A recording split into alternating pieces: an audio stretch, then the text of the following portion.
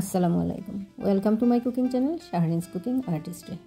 আজকে আমি আপনাদের মাঝে আরও একটি সহজ রেসিপি নিয়ে চলে এলাম, চিকেন বার্গার পেটি রেসিপি।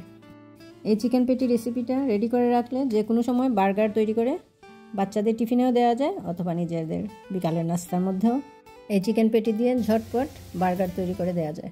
তাহলে ফুল রেসিপিটি দেখার জন্য আমার সাথেই থাকুন। এখানে আমি নিয়ে নিলাম চিকেন ব্রেস্ট হাফ কেজি। আমি ভালো করে মাংস ধুয়ে ছোট ছোট করে কেটে টুকরো করে ভালো করে পরিষ্কার করে নিয়েছি।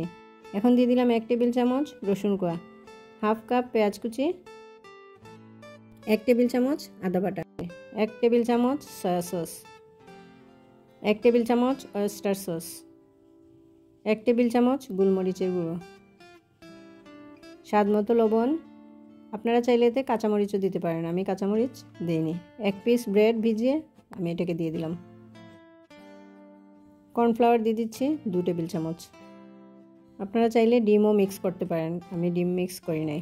এখন আমি এটাকে ভালো করে ব্লেন্ড করে নিচ্ছি। ব্লেন্ড হয়ে গেছে, খুবই স্মুথ একটা পেস্ট হয়েছে। এখন আমি এগুলোকে খুব ভালো করে আবার মিক্স করে নেব, কারণ আমি এখানে দুবারে মাংসগুলোকে ব্লেন্ড করেছি।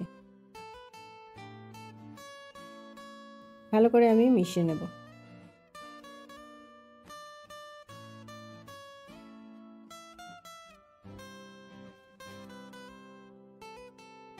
এখন একটা স্ট্রেনারের উপর আমি একটা বেকিং পেপার বিছিয়ে এর মধ্যে বাটার ব্রাশ করে দিচ্ছি।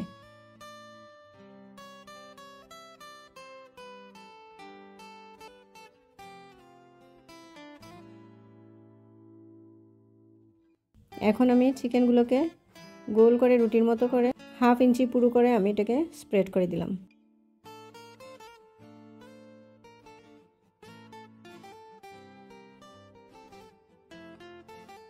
এখন একটা পাতিলের মধ্যে পানি নিয়ে এই থালটা উপরে বসিয়ে দিলাম এবং ঢাকনা দিয়ে ঢেকে আমি এটাকে 5 মিনিট স্টিম করব।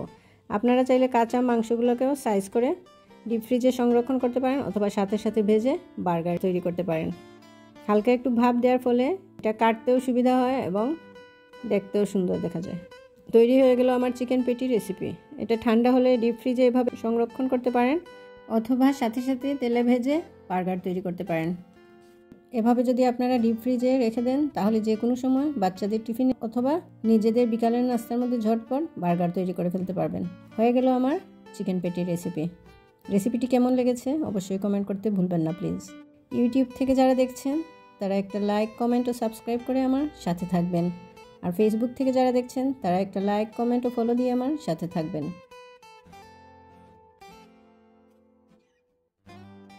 যারা যেখান থেকে আমার ভিডিওটি দেখছেন তাদেরকে অসংখ্য ধন্যবাদ।